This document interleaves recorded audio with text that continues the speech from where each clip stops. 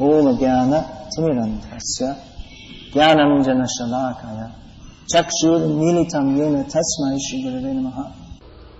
In Ayodhya it was declared that Lord Ram would be crowned as king. Everyone in Ayodhya was happy because everyone loved Lord Ram. And of course, especially those who were closest to him, everyone was close to him, but some were more close than others, so Kaushalya was very happy, being his mother. And practically Ram didn't discriminate between his three mothers, so the other two were also very happy. Sumitra was very happy, and Kaikeyi was also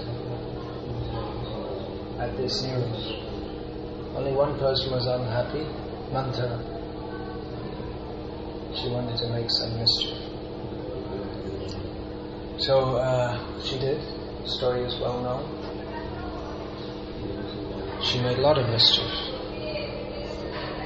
There probably wouldn't have been much of a story of the Ramayana if she hadn't made the mischief, but nevertheless it was mischief.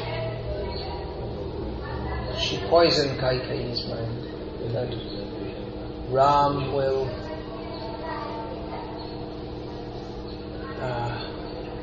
after assuming power, he will oppress yourself and Bharat. At first Kaikeyi didn't listen to what she said. She was also very happy.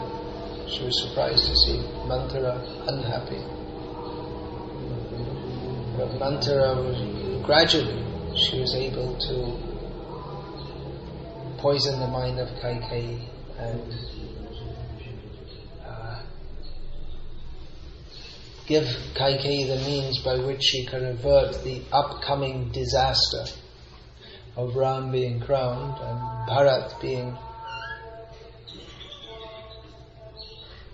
killed or exiled or relegated to a position of a non-entity by using the boon which to date she had never thought of using. She didn't, all her needs were fulfilled and she didn't think to use the boon which she'd kept in reserve. So she used that to, well, we all know, to have Bharat installed on the throne. She wanted to do that, and Ram exiled to the forest. So interestingly, Kaikeyi, who was in the beginning as enthusiastic as everyone else for Ram's installation, later she became so hard-hearted that even with the pleas of Dasharath, and it was obvious that the whole city was going against her, she was adamant, intractable. And even Dasharath said, well, it'll be the death of me. And it actually was, it caused his death. But she wouldn't change. So sometimes we see that, just like during the Serbo-Croatian War, Serbo-Bosnia-Croatian or whatever it was a very complex war, that even there were cases of a man, Serbian, whose wife was Croatian, or vice versa, who would kill his own wife because she was from the other side. So there had been no, we can presume that up to date he hadn't thought to kill her, but due to some propaganda put in his head, he came to hate his wife for the reason that she was from the wrong side or the wrong race. In the book Freedom at Midnight, which describes India's so-called independence, which is also at the same time Pakistan's so-called independence, that one Hindu man daily for so many years on his way to work in Lahore would stop in a tea shop owned by a Muslim. Or maybe it was around the other way, I don't know.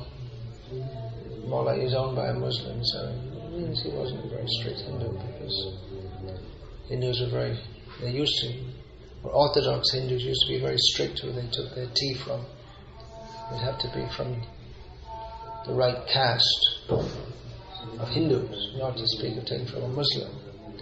Anyway,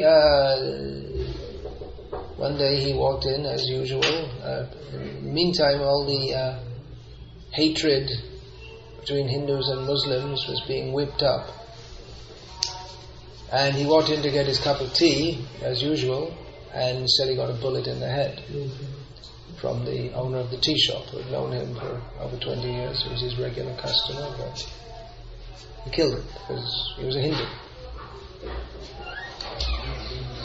So you can see how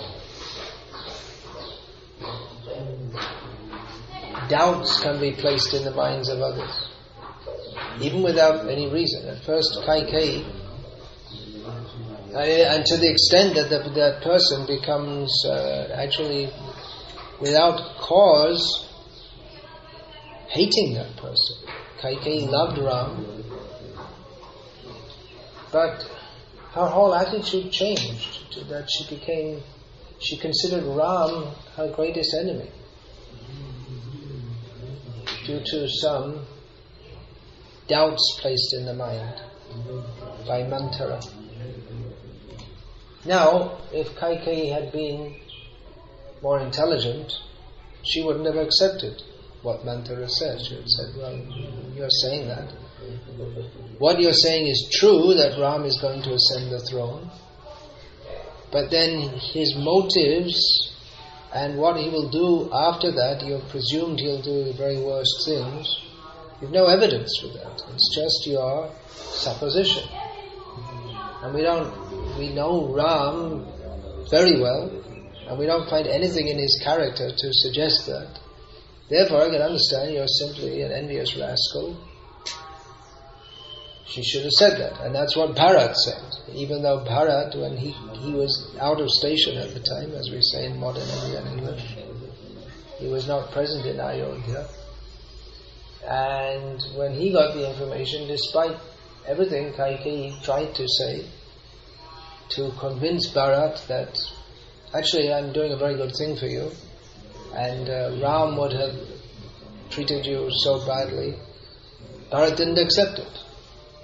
He didn't want the throne, and he rejected his mother, so she lost out also.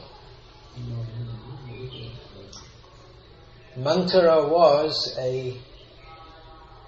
we could say, a professional gossip, or she made a rumor with no basis in reality, with a specific purpose, political purpose. That's one political method. It's if you can spread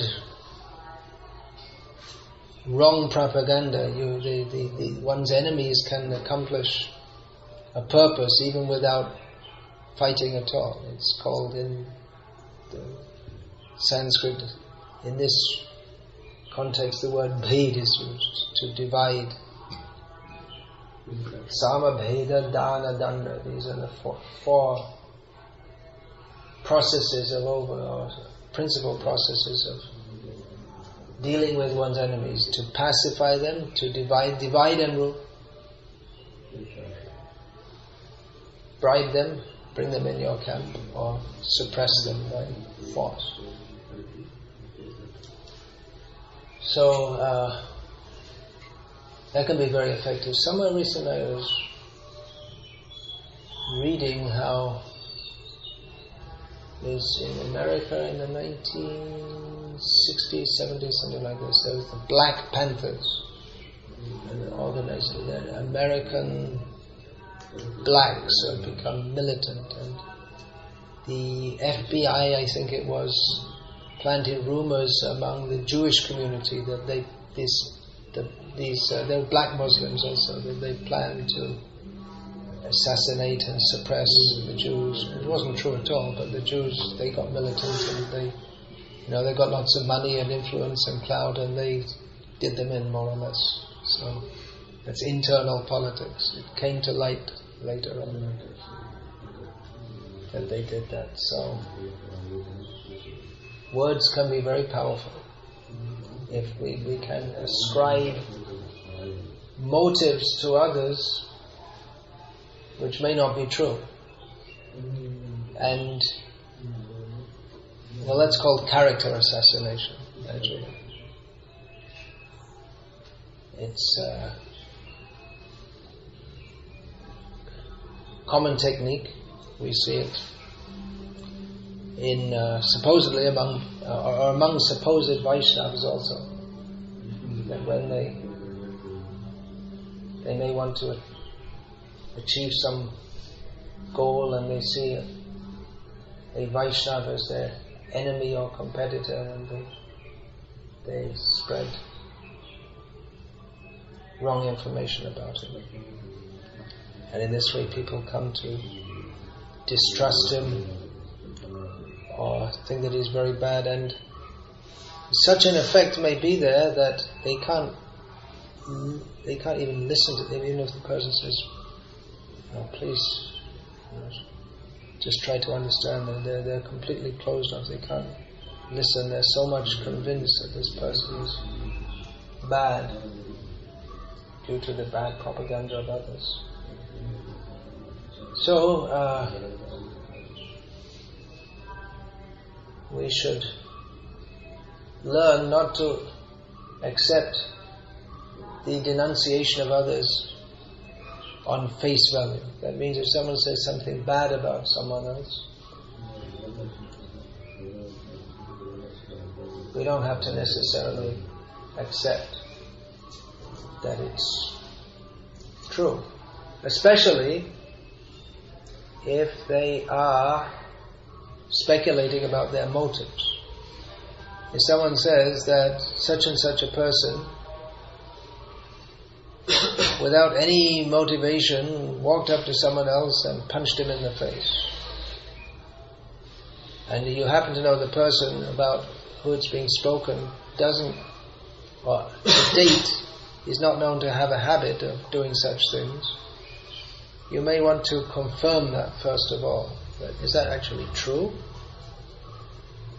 Because often it's the nature of the modern world especially that people say things about others which are not true. Or the person might have,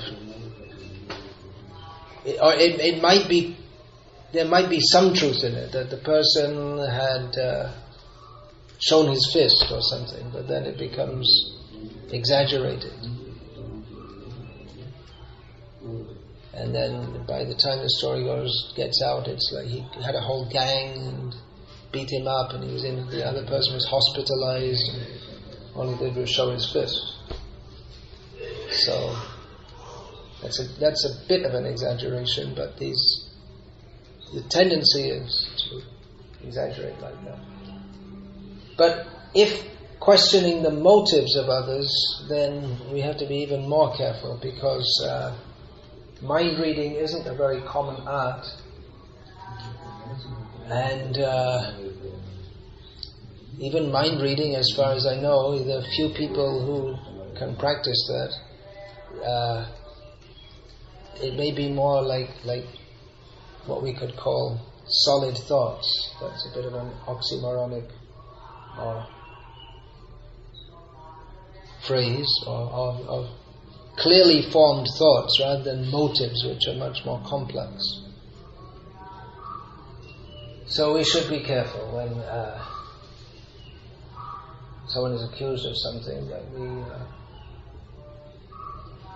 we should first of all think, well,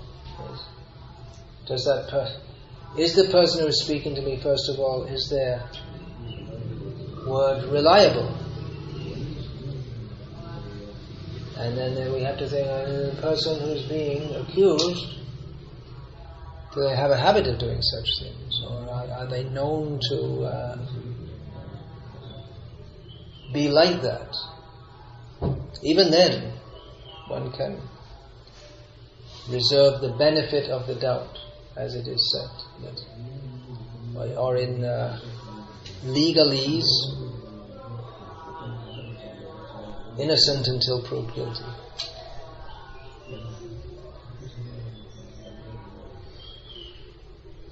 Or we could say, hope for the best and expect the worst about various people. Well, looks like pretty good evidence that this rascal in the corner fell asleep. So we can all accept that. It's not just a rumor. Not such a bad rascal. I'd probably do the same myself if I was on the other side of the seat, but I'm speaking usually helps you to keep awake.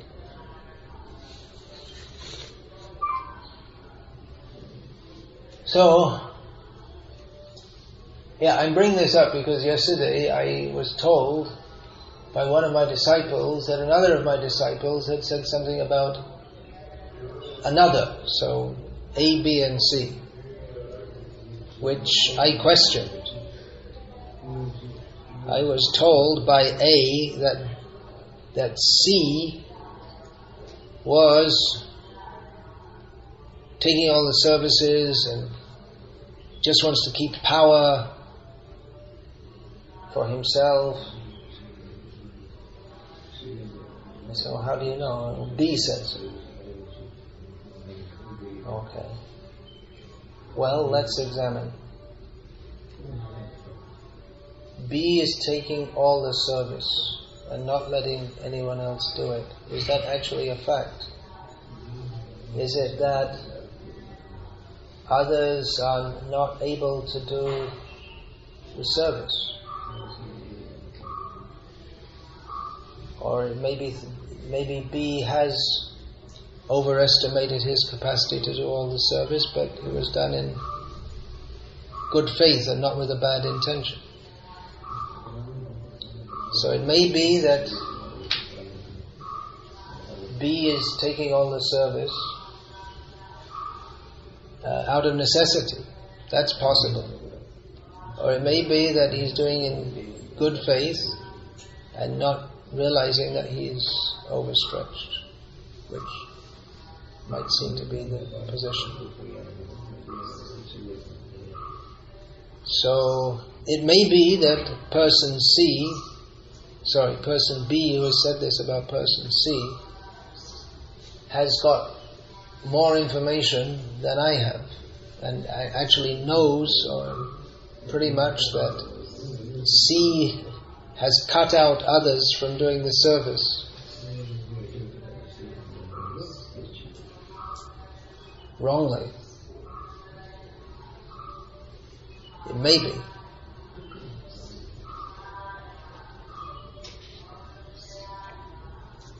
But we shouldn't just presume that C is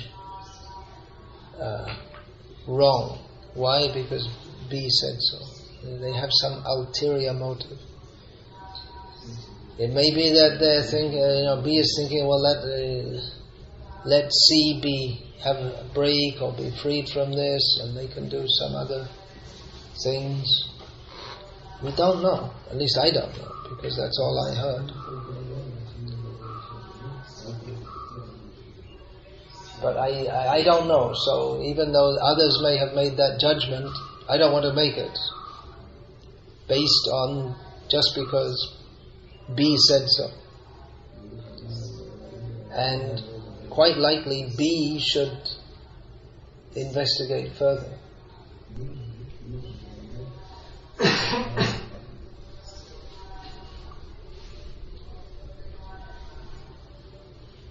Or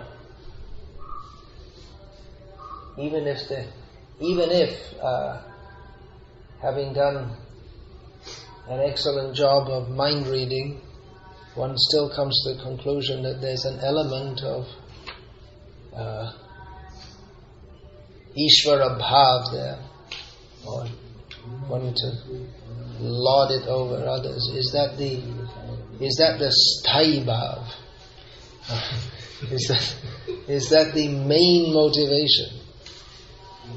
That might be an element of that. But is the main motivation that one wants to do service, or that one wants to control others? So if there's some element of some less desirable trait, if it's only partial, then by the power of devotional service, that should be, if one's main motive is to serve, then by the power of devotional service, that should gradually become cleansed. That's a problem? No?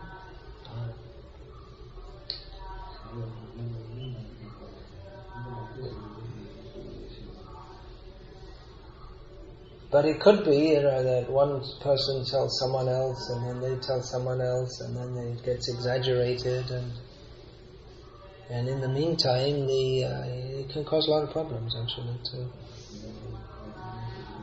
Just like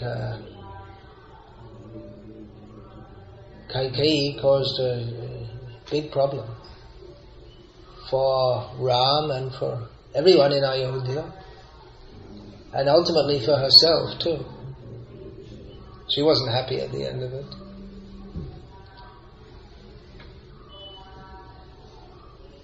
So we should be a little careful when we hear things said about others which are not very favorable. After years of this within Vaishnava society, I just don't accept that it's true just because someone said so. Unless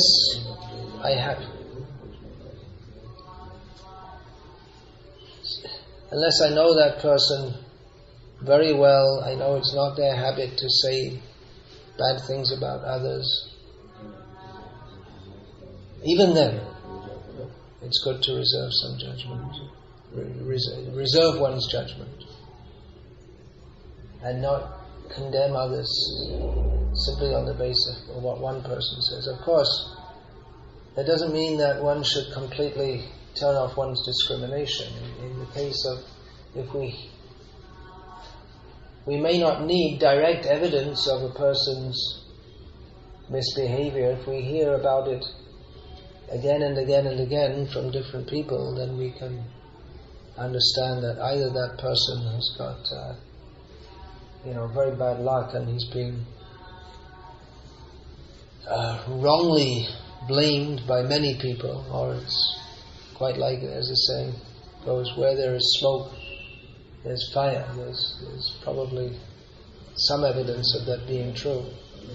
Although it also may not be, because once you start to say bad things about people, there's a saying, mud sticks. If you throw some mud, someone may try and dodge it, but it tends to stick on the bottom. Yeah, you had to put the sign, remember? Cell phones off, we can put it on the other place. Put the sign on the door before I go that place.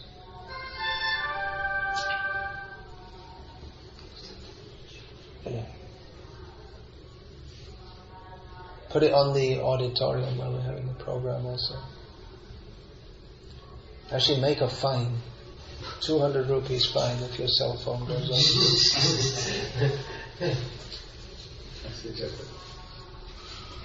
Have someone collecting that. Then they'll turn it off.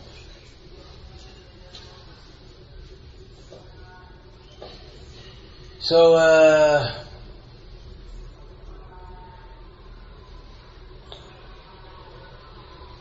there's a story, probably not true, maybe true, I don't know.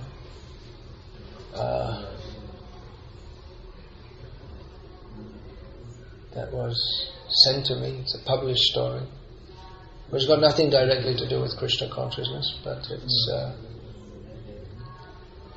it's a parable, you can say. Not exactly a parable, it's a proverb from Jewish wisdom. That in one town, Jewish town, or many Jews or whatever, one man was speaking badly about a rabbi, telling so many stories, untrue about him. Then after some time, the man of his own accord realized that I should, it's not good, I should stop that. And he went and apologized to the rabbi and said, look, I've been spreading bad stories about you. I'm sorry, please forgive me. The rabbi said, okay, I'll forgive you, but just one thing I want you to do first. Go and purchase a feather pillow full of feathers. And just go on the roof and cut open the pillow and just let the feathers fly everywhere. So he went and he did that, and he came out and said, will you forgive me now? He said, just do one more thing. Just go and collect all the feathers. I said, well, how can I do that? I spread everywhere. He said, yeah, that's true. It's just like all the things you said about me. Once they're out, you can't bring them back. And they go everywhere. You don't even know where they're going to go. But actually, what happens is they not only do they, in the case of bad things said about others, not only do they spread everywhere, but they get exaggerated as they go along.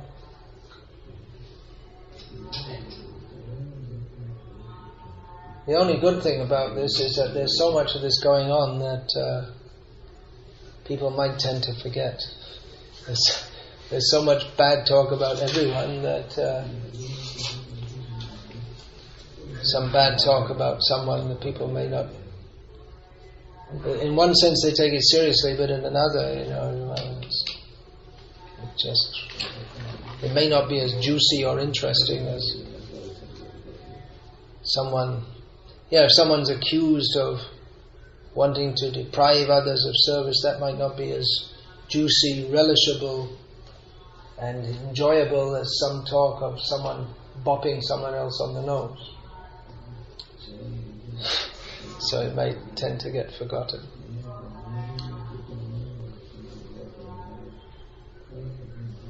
There's another anecdote, this time told by one of our acharyas. It's also got nothing directly to do with Krishna consciousness, but it is told by one of our acharyas, so I may not be accused of talking nonsense things in class, because this was told by Bhakti Saraswati Thakur.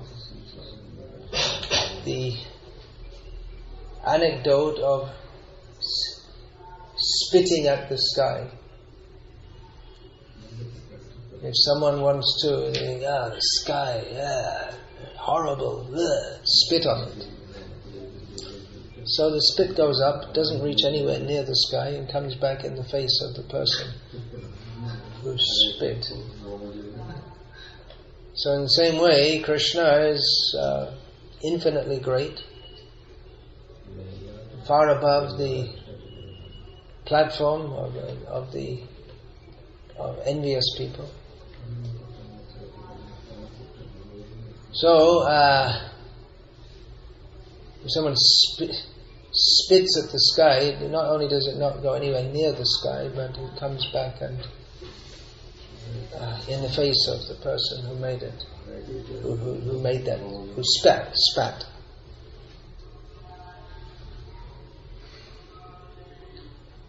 So those who blaspheme Vishnu and the Vaishnavas, it comes back on them. The devotee is not affected.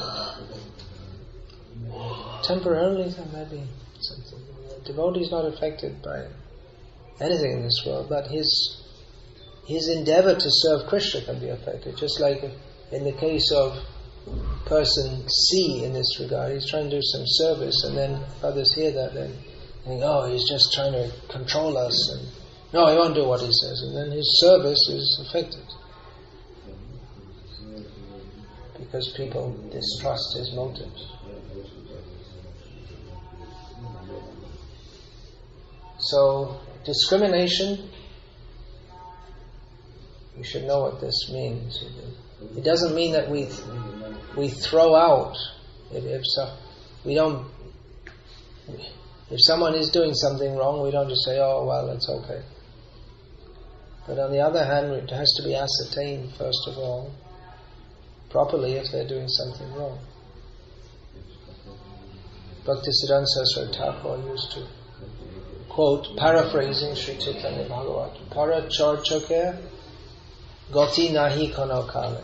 That those who are inclined to gossip about others, they cannot achieve the goal of life at any time.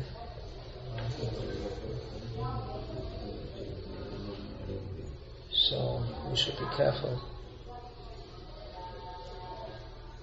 about this tendency. And that saying that on one hand we want to protect ourselves and others from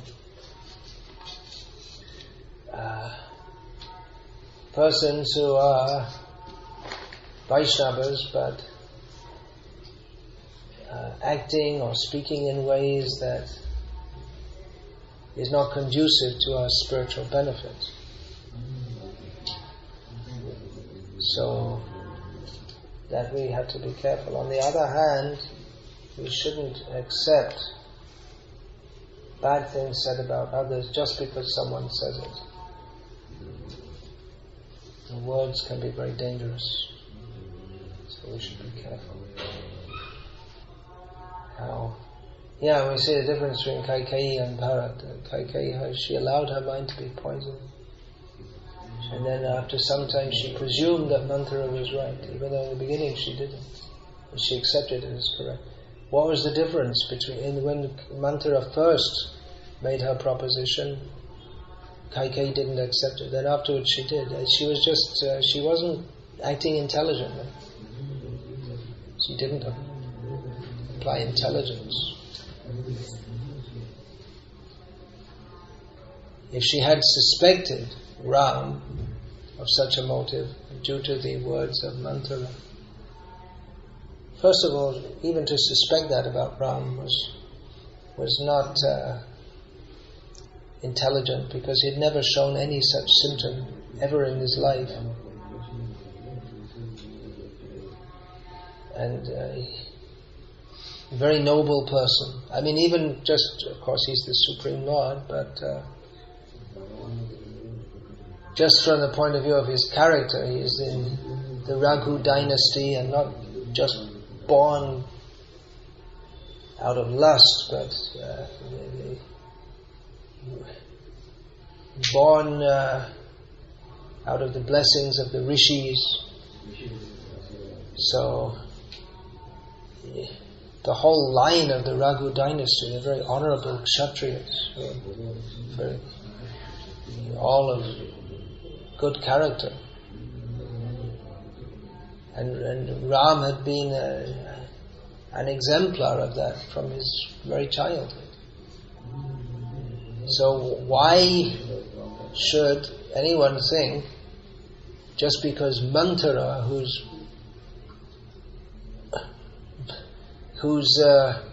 sinfulness is manifest in her bodily shape, we are, of course, they may say genetics on this, that and the other, but we understand a hunchback is born a hunchback because of some sinful activity. So why take her word over that of what's been observed by Kaikeyi herself and others?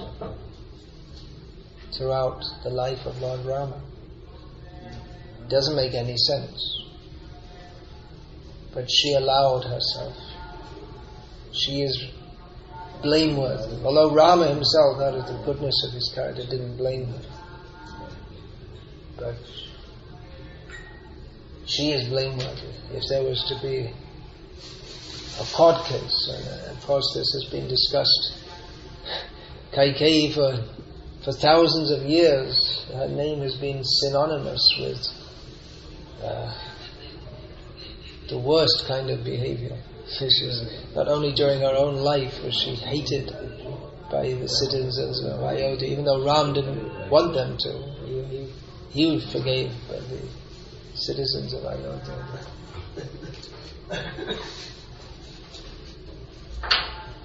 Bharat himself would have killed, he almost killed Kaikeyi, but only because Ram restrained him did he not do it. So, due to lack of discrimination and judging someone who is faultless to be at fault, she had to suffer. Hare Krishna.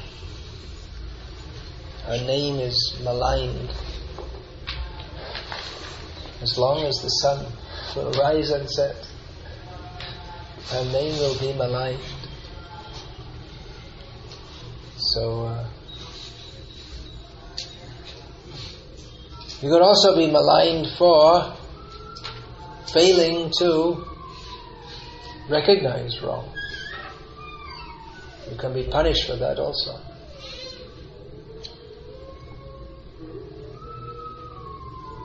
Just like, again, here we go to the material world. For example. Well, we're talking about material things, but we're not.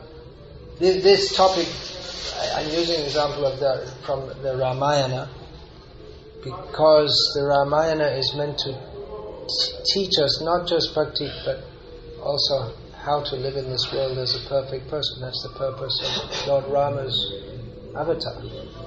How to live according to dharma. So, after the Second World War, in Nuremberg, in Germany, the principal officers of the Nazi regime, the ones the victors were able to catch, were tried for war crimes. There was a famous movie made about this, the Nuremberg trials, which I remember watching as a kid, and I remember some scenes from it because it's quite stark. It's difficult to imagine how, up to the present time, the word Nazi and Hitler, the words which in Europe especially are very evocative. And there's a famous wax museum of lifelike figures in London, Madame Tussauds. I never went there. People from London never go to see the sights of London, but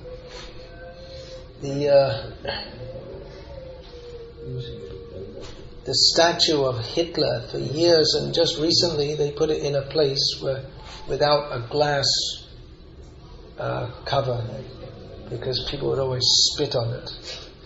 Just recently they removed their cover because they saw the figure of Hitler and they felt so nastily about him.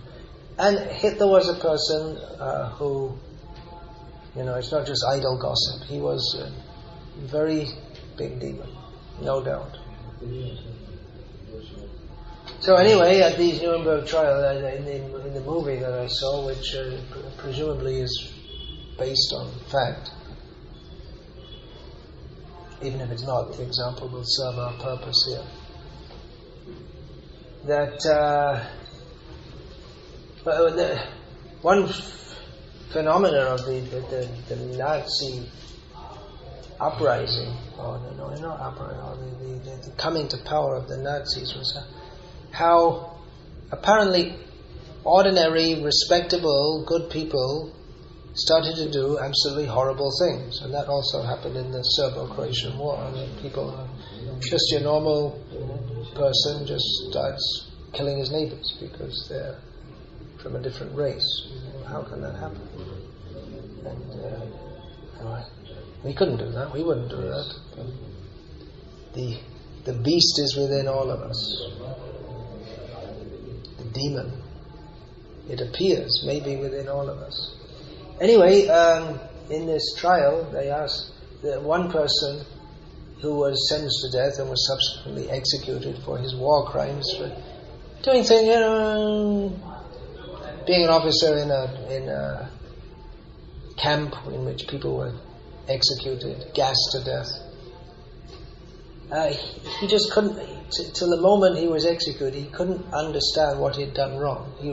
He sincerely, if you want to use that word, or genuinely believed he'd done nothing wrong. He said, well, I was just following orders. I was just following, because within the German culture, up to that time, if you follow orders, your prime duty is to follow orders. So if you're given an order, you have to follow it. And it doesn't matter what it is, but you have to follow it. So he couldn't understand what he'd done wrong. It's not, I didn't, it wasn't my idea to kill them all, but I was given the order to do so. You have to follow it. Interestingly, these programs of, these genocidal programs, it wasn't Hitler's idea in the first place. It all came from what was considered a respectable science. I was just showing you that about eugenics. It was derived from Darwinian theory, that it's the survival of the fittest. So why do we keep all the unfit people? Then, so in America, Australia, Sweden, up to the 1970s, they had, in Sweden, not in America and Australia, but in the name of improving the human race, they would sterilize people who are mentally and physically, what in our generation they called handicapped, now they call them challenged. It's people of subnormal, significantly subnormal intelligence, or people with severe physical defects. And Hitler's Germany took that up very strongly, and in an American magazine they said that Hitler's taken, they were praising the Germans, you see, they've gone ahead of us. They've taken our idea and gone ahead of us in sterilizing, forcibly sterilizing the gypsies, which they now called Romas. You see, they're always changing their names. And homosexuals. And then Hitler extended it a bit to kill people. He also considered the Jews a problem. So anyway, this man, he couldn't understand, what did I do wrong? He didn't. But from the dharmic point of view, never mind what the United Nations Charter of Human Rights is or what the German culture is, actually they were wrong for following a wrong order. One should follow orders, that's soldier's law. But there are rules also of combat and rules of dharma. So, dharma is always complex because human principles are always in conflict. Just like right in Manu, there's Satyam Bruyat Priyam Bruyat, Abruyat Satyam Apriyam. One should speak the truth. It's a moral principle. And one should also speak in a way not to cause pain to others. It's also a moral principle. And these two are always in conflict. Because the truth, not always, but is usually not pleasing. I had an experience what should I tell you? Anyway, I can tell it that in my childhood I lent my bicycle to a friend who surprisingly didn't return it. And this went on for quite some time. So I went to his house and I told his mother, look, your son took my bike and he didn't return. She didn't want to hear it. She was angry. She slammed the door in my face. She didn't want to hear it. So people often they don't like to hear what is true. So Manu recommends don't say something which is true, which is not pleasing to others. But then again, sometimes it may be that's how to resolve these two is given by Manu, but that's not an ultimate principle either. Because sometimes one should say something not pleasing to others. Just like if someone's flying a kite looking in the sky and he's on the edge of a cliff, he say, look out, don't disturb me, I'm flying my kite. He doesn't like to hear that. Don't disturb me. Still you should disturb him. It's true and it's not dear, but it should be said. And that extends also to speaking spiritual truths, such as, for instance, Natei vidu swartagatim hi Vishnu durashaye bahirata manana hi pisha tantram urudamni badha. What's the last line? That is the last line.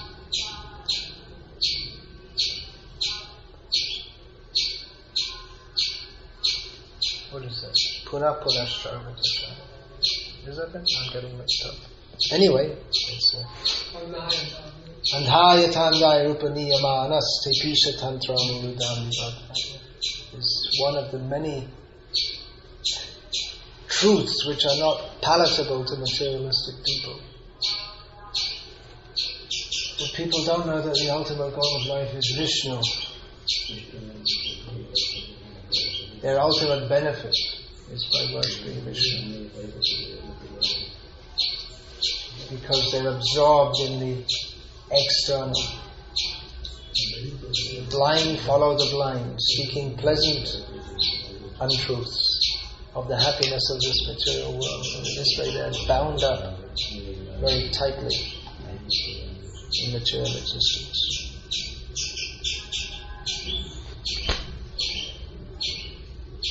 So this is a lesson for me also. I'm also guilty of spreading feathers. We should be careful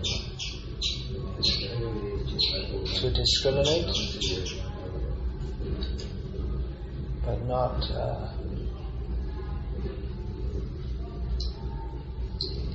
unnecessarily ascribe motives or actions to others which may not be the fact at all.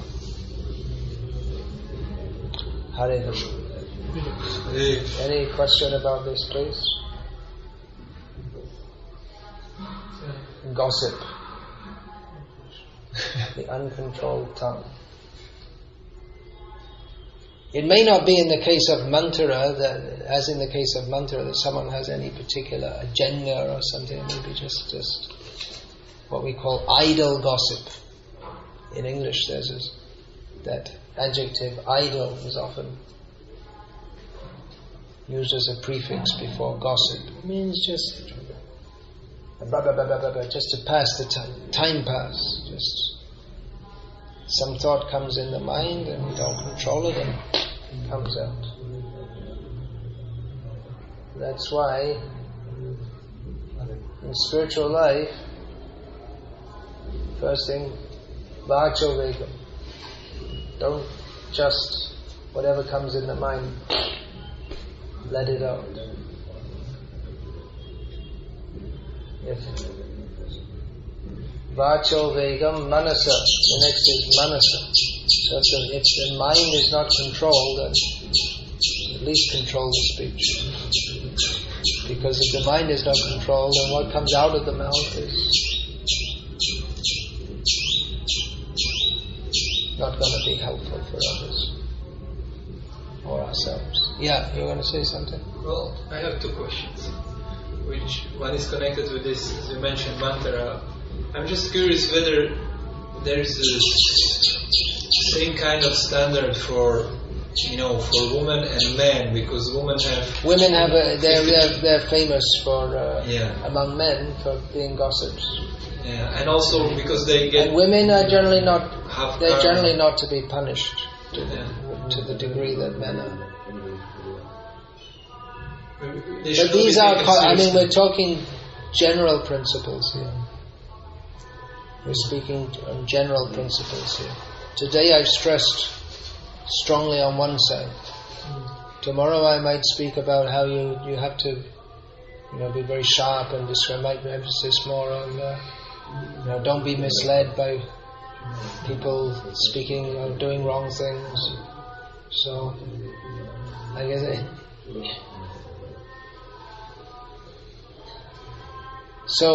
for women, is there more leeway? Yeah, but still they can cause lots of problems, whether they're women or men or whoever they are. In the modern age, in democracy, everyone has a right to speak equally, which is nonsense.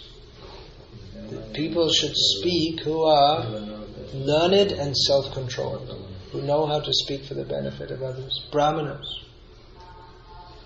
or Kshatriyas means they're trained by Brahmanas. But they also don't speak anything important without consulting Brahmanas. So in Vedic society there was a whole class of people who were trained how to think and speak for the benefit of human society. Not just some feeling that they have in their heart, but considering all the people, common people would hear Ramayana, Mahabharata, but the Brahmanas would discuss. And in a human society, there are so many different kinds of things can happen. So you have to judge what is stated in, what are the rules of Shastra, what is the application we see. In this case, this was done, we find in Mahabharata this was done, and so on, so on. So I say yes, but actually there's another case also which is more applicable, like this. So it requires to be knowledgeable and self-control. Self-control means that one acts for the benefit of others and not to exploit the situation for one's own benefit.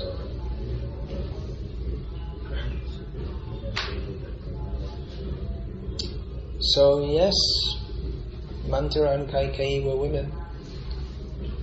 And Dasharatha is an example of someone who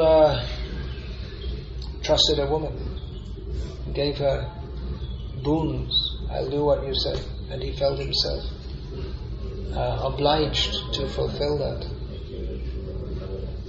So practically he literally gave her power over his life, and he didn't think that she'd misuse it, but she did terribly.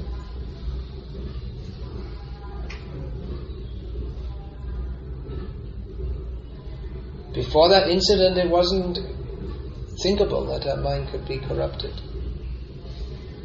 She loved Ram, he loved her.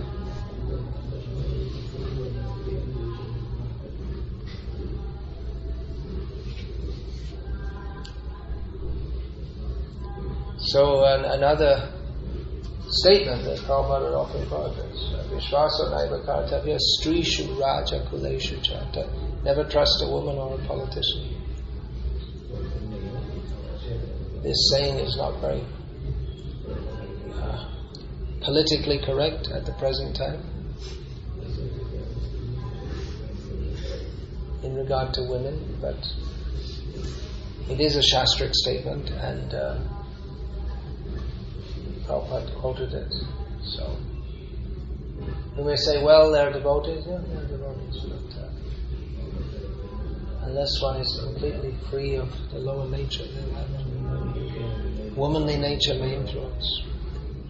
Prabhupada gave the example of Gandhari, who, even though she was so exalted that when she heard her husband to be is blind, she made herself blind. But even she had such envy of Kunti that she became so upset when Kunti delivered a child before she did. So Prabhupada gave that an example of womanly weakness, seed of envy, even she's very exalted.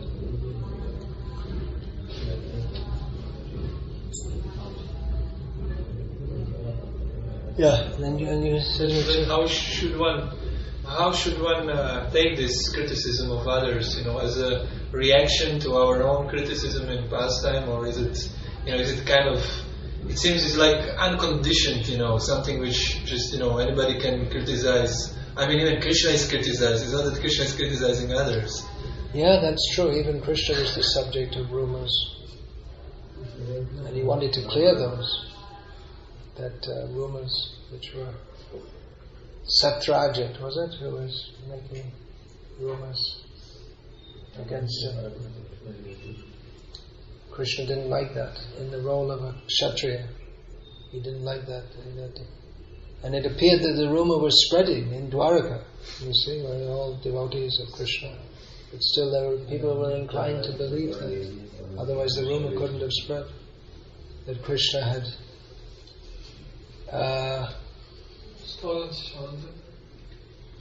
and he'd killed Prasena, the brother of Satya. It was Krishna who did it.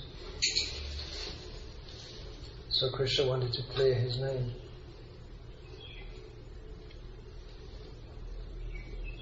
A Brahmana might or might not.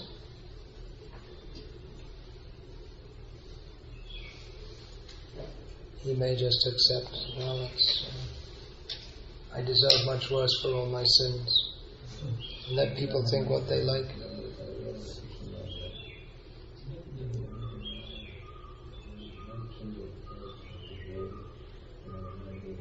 I've had my share of being called various things in public, not such nice things. And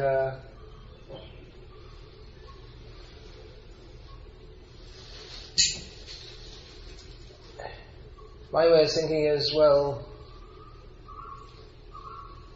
if you want to believe all that, I mean, there are many things about me which are not good, which are not true, but many of the things I'm accused of, many of the things are about me which, there are many bad things about me, I accept that, but some of the things I'm accused of, I've been accused, for instance, of being a woman hater.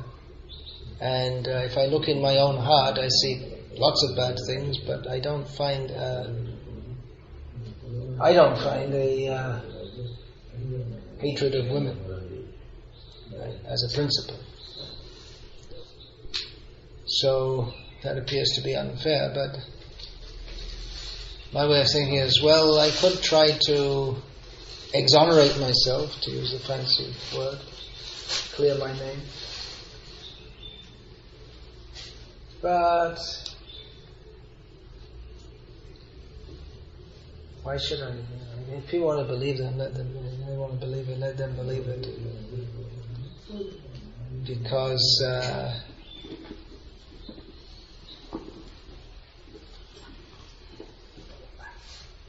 why should I get into a whole big thing of trying to show how nice I am to women and I don't hate them?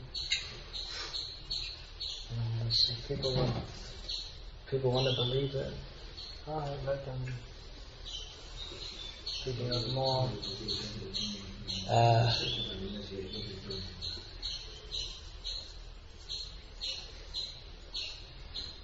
intelligent people will make their own judgment and conclusions. If I'm that important to them anyway, that they have to think something about me. If the Vaishnavas are thinking about me, that's mercy for me, one way or the other. But it kind of, I met for the first time last year, and it was the first day of the New Year, in America, Godbrother, to say it in another way, I'd never met him before, who's actually one of the most influential devotees in our society. And we were discussing about various issues, and not just, passing time, but some practical issue. We were both from different sides of the globe become involved in some actual project. So then towards the end of our conversation, he started talking to me about how in his experience there are many women who are actually very intelligent, and so I said, yeah, obviously Prabhupada, and the statements of Shastra and Prabhupada that women are less intelligent, it's contextual. It's not that every woman is less intelligent than every man, and there are women who are university professors. Actually, I think there's more than men nowadays in America. So obviously it's contextual, it's not an absolute statement. But it struck me that the fact that he brought that up probably he brought that up because years after all that stuff goes on, my reputation is among people who don't know me, maybe that I'm a woman hater. So yeah, mud sticks. How should we face it? Well,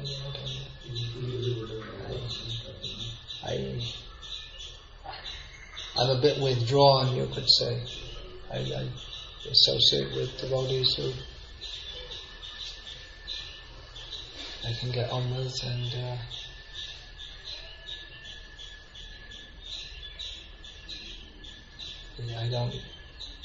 I certainly have what could be called certain views on gender issues which might tend to upset many people in ISKCON.